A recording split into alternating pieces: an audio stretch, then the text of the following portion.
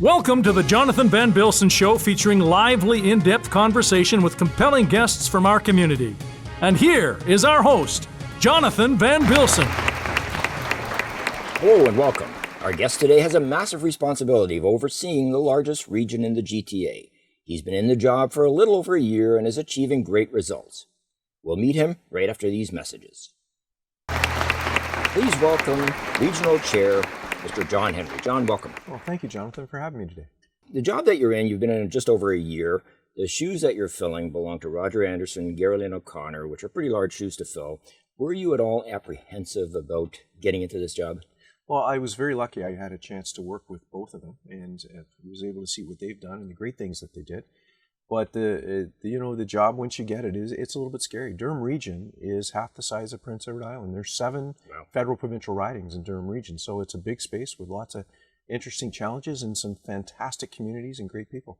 What exactly does a chair do? Well, chair, of course, you chair the meetings at Regional Council. You're a member of all the standing committees. You sit on Transit and the Police Services Board as members. You oversee all the documents that are produced through Council's activities. You work on road projects, land acquisitions. You represent the region at the federal and provincial level. It is a very different job from being a mayor. There's a lot more to it, but it is just a great opportunity to be the chair of one of the fastest growing regions in Canada. Just to go back into the vault a little bit, you were mayor of Oshawa for, I believe it was 8 years. I'm sure during that time you had a few run-ins or meetings with Roger Anderson, the chair. Did that job prepare you for what you're doing now? Absolutely. I couldn't imagine someone just running in an election and being a mayor or a chair. It is a very complicated process. There's procedural rules, but there's also what the organizations are doing. You know, the Region of Durham is a $1.6 billion business that delivers customer service. There's all the funding models. There's policing.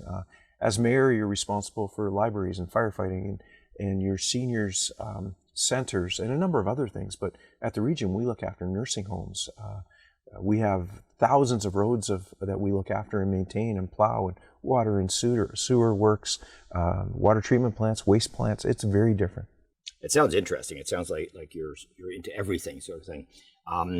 Let me back up a little bit. So you were born and raised in Oshawa. You went to Durham College. Your dad worked at General Motors. You also attended George Brown College and the Panasonic Corporate School. Mm-hmm. I'm not sure what that is, actually. So Panasonic, in my younger years, I had lots of opportunities, and I'm a factory-trained Sharp Panasonic technician. I used to work out in the field and service business products, and eventually one of the companies I owned supplied contracted technicians that went out and serviced products throughout the eastern part of the GTHA. I see here also that you're an industrial firefighter in Louisiana, an ice rescue specialist with Rochester Police, and a dive rescue specialist in Michigan. So how does a boy from Oshawa end up in Louisiana? You know, I've been very lucky. I've had this amazing educational journey, and I started as a recreational diver. I had a chance to work at Interspace and was a dive store in Oshawa where the owner, Alan Curry, saw something in me and eventually decided that I should learn to teach. And then from that, I got to schools in Ann Arbor and Colorado and got a rescue rating and an instructor's rating and had a chance to work with some amazing people in that world. And while I was in Colorado, I met somebody who was a teacher at the firefighting school in Baton Rouge, and I called him one day and said, you know what, I need to sharpen my skills. Do you think you could get me enrolled? And Mike said, yeah, absolutely, and I went down and went to firefighting school in Baton Rouge. Louisiana is great. It's a great place to hang out, leave alone work. Oh, great food, great music, great people. Absolutely.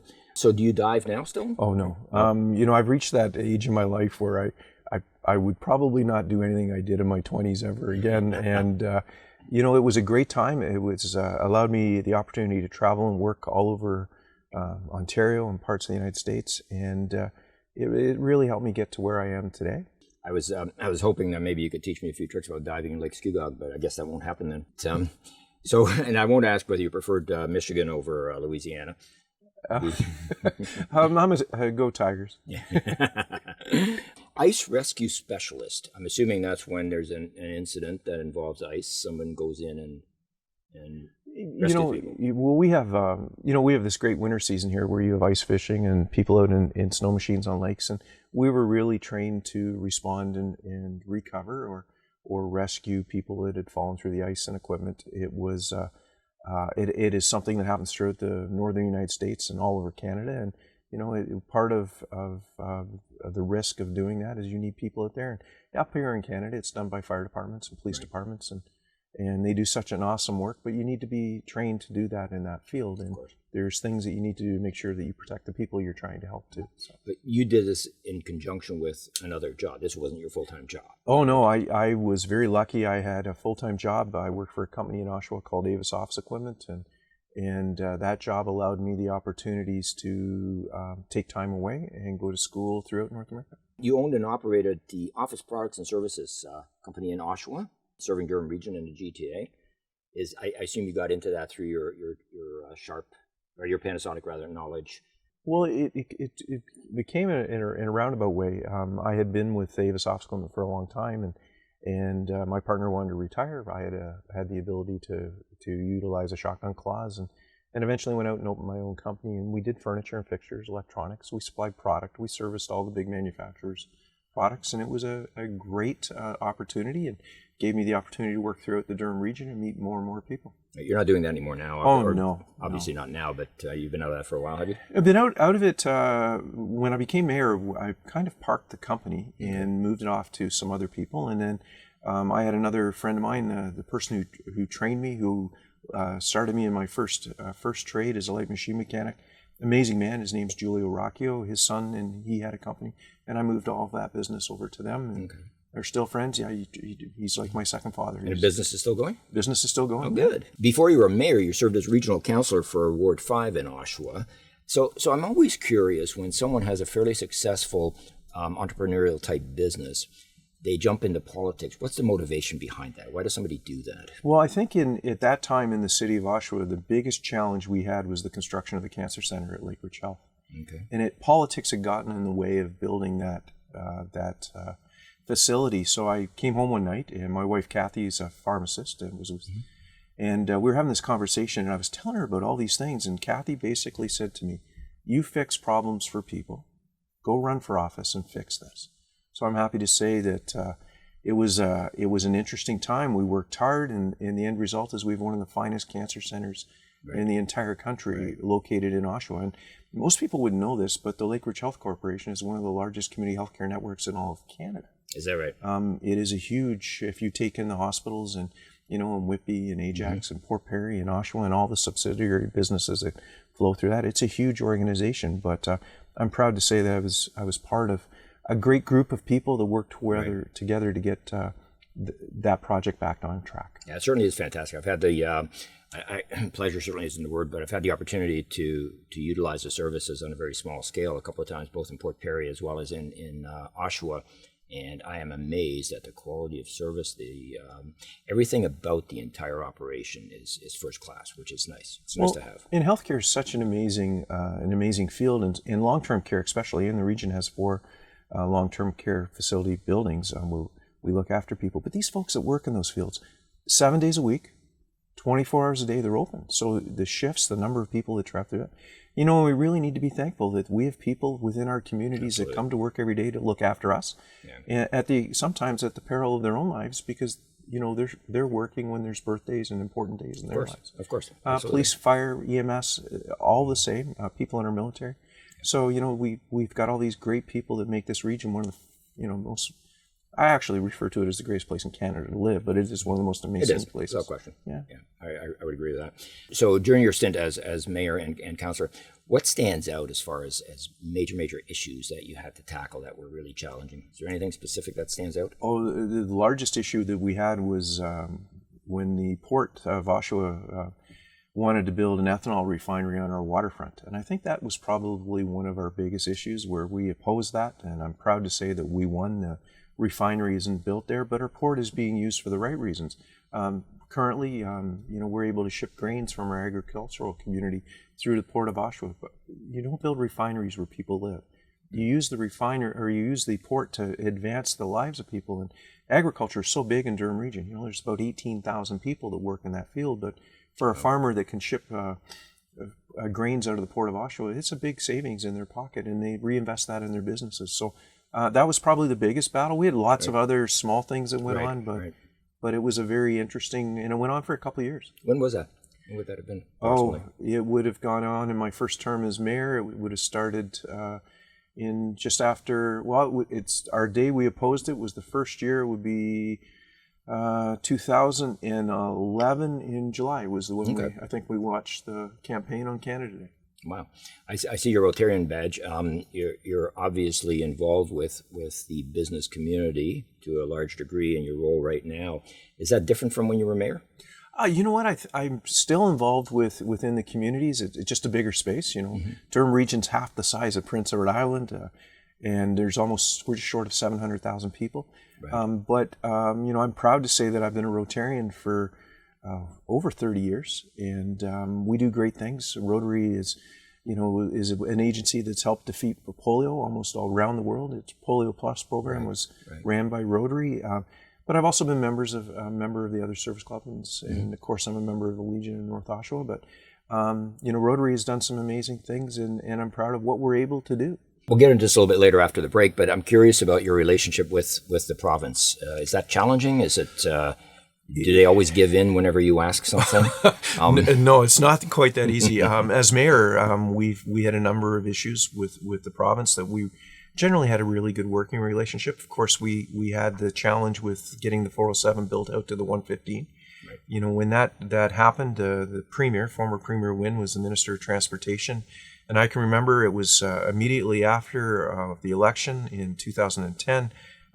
None of us were sworn in. We gathered the mayors, the regional chair, Roger Anderson was there. We had the mayors from Port Hope and Cobourg and Oshawa and Whitby, I believe Whitby, Port and Peterborough. We came together and we talked about the government's commitment to honor the construction of that road to the 115. And they said no, and we said, well, I guess the meeting's over. We launched a very public campaign, and collectively with the people of Durham Region and other communities, we did what was right. We built a ring road around the city of Toronto, and that's the 407 now that runs all the way up to the 115. That it's interesting. I obviously want to ask the question: when are you going to eliminate the costs on 412 and 418? Because everybody seems to be concerned about that. I understand from the provincial government that that's not something that's easy to happen because of the big deficit, a big debt that has to be paid off. So consequently, it won't hurry. We'll talk about that after the break, perhaps a little bit. Our guest today is Mr. John Henry, the Regional Chair of Durham Region. And we'll be back in a few minutes and talk about some of the issues that are facing the residents of Durham. Welcome back. Our guest today is the Chair of Durham Region, Mr. John Henry. John, welcome back. Thank you. In 2007, you voted to change the election system back to the way it was from 1933 to 1985. Can you just elaborate a little bit on that? So there was a referendum question put on the ballot that talked about changing and running at large across the city, and it received quite a bit of support during the election. So Council of the Day decided that we would go to the ward system, or go to the at large system, and then we eventually reverted back to the ward system. So what exactly is the at-large system for the people who don't know? So at-large, you canvass across the entire city. So in Oshawa that day, if you were a councillor, you had to go from door to door to door through the entire city. So now in the city of Oshawa, under their redevelopment, they have 5 wards, a local councillor and a regional councillor in each ward. So you're only in your own ward, and that's all you care about? Well, no, you should care about the entire city. But, as far as the actual but your responsibilities tends to be... And then, of course, as a regional councillor in any municipality, you have to think about the big picture as well. Right. When you ran for regional chair, did you find it a lot different than your campaigning for a mayor? Oh, my goodness. So the region's half the size of Prince Edward Island. It is huge, made up of 8 municipalities and small hamlets and towns and cities and villages everywhere. And we went out and canvassed and door knocked almost every day. I walked off 30 pounds. Wow. It was an amazing experience. And you really need to get out and do that because the problems in the north are very different than the problems in the south. In the north you deal with, for example, community wells. And it's not in the south, we deal with water treatment stations. And it's different. Transit's different. Policing is different. Health and social services is very different. And so it was great to get out and meet the residents throughout the communities. what was really important to me is to learn how vast this region is. Right. One of the largest regions in all of Canada. Maybe next election you can get a trailer like Aaron O'Toole did and drive that all over the place. Well, it was a great idea, but sometimes when you're out canvassing and up here in the north, you're a long distance between stops. So Aaron's got a big area. Durham riding is huge. Absolutely. I'm actually thinking now of running if I can lose 30 pounds doing that. During the time you were a councillor, unlike other councillors, I understand you paid for your own expenses. Well, I'm just curious, which is obviously very noble. I'm curious what the motivation was behind that. I always, in my case, it's up to each individual, councillor or elected official to decide how they manage their expenses. But for me, it was about the privilege of having the job. It was about bringing all the skill set that I had from my private sector business life to council, and making a difference. So I didn't. It didn't stop me from attending events. It didn't stop me from doing things. It just stopped the way I expensed things. And I did that for a number of years, and was able to change the way we did things at the city when I was mayor, and even at the region now we've changed things.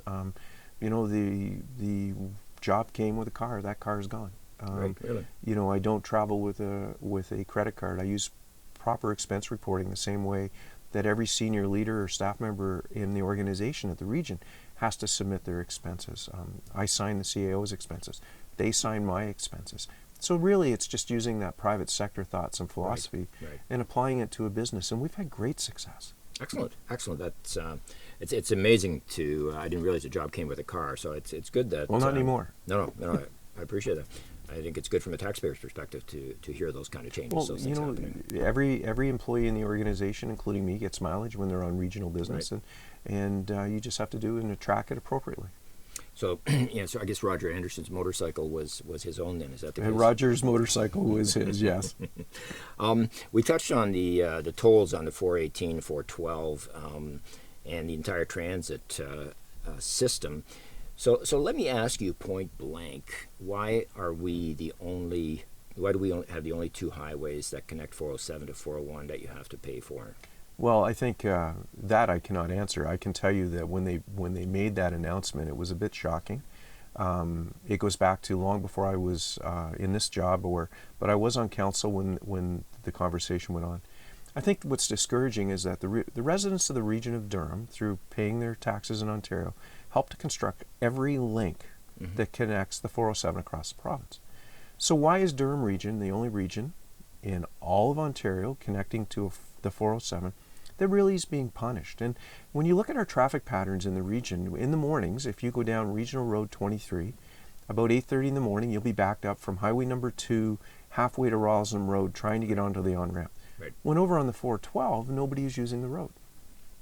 So if you look at it from moving people effectively and efficiently, moving and allowing people to connect using the 412, and now that the 418 is open, and not have to pay that toll, just makes absolute sense. Right. The challenge is an issue of fairness.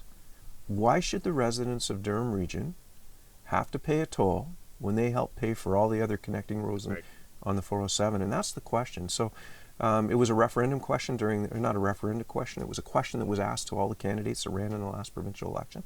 And we hope they honor it. If they signed it, they honored it. And, I know it's expensive to build roads, but, the traffic on Taunton Road or Regional Road 23 or on Bowmanville Road, Regional Road 57, if you can move some of those people onto that road and they don't have to pay for it, that fixes some of the congestion at places like Harmony Road.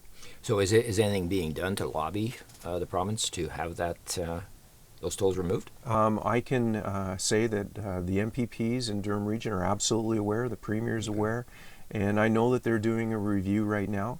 But the review should say, a part of that review is having to understand that if they follow this process, then the next road that's built, the 403 maybe in Caledon or an extension on the 404, they're new roads too. So I would expect that they would be told in fairness. Right. So it's all about fairness and equality. So I'm hoping that the review of the province going on, because nobody's using the 412. No, I know. You drive by it at night and you look at the headlights and there's almost nobody on it. But imagine the relief it would, supply to Taunton Road. Yeah. Oh, absolutely. Yeah, I take Lake Ridge quite a bit, and so I know exactly what you're talking about. And it is frustrating. It's a two-sided sword. if you take the 412, you get to drive really fast, but you have to pay for it. Well, the residents of Oshawa are still paying, not Oshawa, Durham region actually, are still paying because you contribute taxes paid to the province. Right. So when you look at the big picture, we're still making contributions to the province, and yet we're having to pay a toll to use so it's a double dipping road. Yeah, and you look at the roads as relief roads, right? Moving people off the up the 418, takes the pressure off of Harmony Road. If you go over to the 412, it takes the pressure off of Brock Street. Right. So it makes sense to be effective to moving people and goods. I imagine it also takes pressure off 401, because if there's more incentive to use 407 because it's cheaper to connect to 401, it's a win for everybody as well. And simply, moving that traffic out of our communities makes a lot of sense. And roads that aren't being used for the reason of having to pay a toll is not fair or right. So I'm hoping that they come to the conclusion that we still pay our fair share of provincial taxes, so why not be treated fairly and equally? We will have Lindsay Park on the show, and we'll just, we won't let her leave until she confirms that. Well, I know that the candidates and the elected people all signed an agreement that they would work towards removing the tolls on those roads. Speaking of transit, I wanted to touch on the on-demand system. I don't think a lot of people are familiar with it, so maybe you can just explain a little bit what that is and how it works. So the challenge for us in the north is transit is very different. So what we've done is we've developed this on-demand system where you can call in and within 4 hours we make sure that the appropriate transit is in your area. Transit in the north is hard. There's under 60,000 people that live really north of Highway 7 in Durham region, and making transit work equally and fairly is a challenge. So we sat down last year, we met with the communities, we held town hall meetings, and we come up with a process that's been incredibly successful. Ridership is up well over 300% in the north, and now we're expanding to Uxbridge and to Clarington. And it's very exciting. Transit is a great equalizer.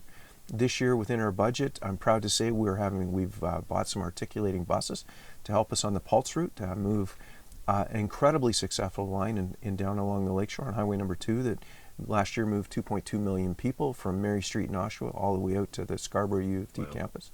And then we're also buying electric diesel hybrid buses as a commitment to helping the environment, to improve our relationship with climate, and that's in the process now, and we're currently looking at adding 11 to our fleet. Really? That's excellent. That's great from a green perspective. So the on-demand system, it's more or less like an Uber system for mass transit. You could look at it that way, but here what it does is it deals with busing in the north, and I'm really proud of the team that got behind this and how well it's been accepted by the residents in the community, well enough to look at expanding it. And as the region continues to grow and our population is set to double over the next few years, we're going to have to find a way to move people effectively and efficient, and Durham Regional Transit does that. When I first heard about it, I assumed a double-decker GO bus would pull up in front of my house and pick me up. That didn't happen. The province's decision not to amalgamate municipalities, what's your take on that? So as a mayor and now as regional chair, one of the things that the municipal governments is they're effective at delivering services. We're not allowed to run deficits, and we have to turn our financial statements into the province every year for review. And our job is continuous improvement is a constant. Utilizing technology, the philosophies of either Sigma or Lean, for example, are the best parts of that, trying to find ways to deliver services more effectively and efficiently. And we do that now. And, I understand what the province is trying to do, but, eliminating red tape is something that we're trying and striving to do in all our communities. And what they're trying to do is make it easier to do business. But unlike the province or the federal government, municipal governments cannot run deficits. Right. So we have to be balanced every year. So for us, change is constant. It forces us to look at new ideas and better ways to deliver services. And I think that you're starting to see that in all municipalities. But I think it was a wake-up call, too, at the same time. We've got about a minute or so left. I wanted to know what the future holds. What sort of project? I mean, we could go on. We could have an entire show just on that. But I know the film industry is growing in Durham region. The airport is coming. What do you foresee positive things for residents of Durham over the next year or two? I think you'll see, I hope, an announcement related to the GO train getting all the way out to Bowmanville, where it's supposed to be, on the north side of the 401. I think the region and the municipalities of Clarington and the city of Oshawa did a great work, along with the town of Whitby, to get that message to the province why the north side made sense. The releasing of the KPMG report on the airport lands, those lands in North Pickering, they should be farmed. But farming today is very different than farming 47 years ago. I'm a big believer in vertical farming. If you Google vertical farming in airports, you will see stuff being done around the world that will amaze you. And continued growth in our healthcare, education sector. When you say vertical farming, what is vertical farming? So vertical farming is greenhouse growing. Okay. And it's done on lands around airports around the world. And, you build a 1 acre greenhouse with 8 racks, it's 8 acres. Right. And when you grow a plant inside, for example, a tomato plant uses about 95% less water growing in a greenhouse than they do in a farmer's field. So if we go forward and you deal with the issues related to climate and how we grow food, you're going to find that vertical farming and greenhouse growing is huge. It's big in the province of Ontario, and I think we can do that on those airport lands and grow food to feed the GTHA. Excellent. John, thank you so much for joining us today. Your candidness, your insights have been very, very informative. We very much enjoyed having you here. I'd like to thank you all for joining us. Next month, our guest is going to be author and broadcaster Mr. Ted Barris.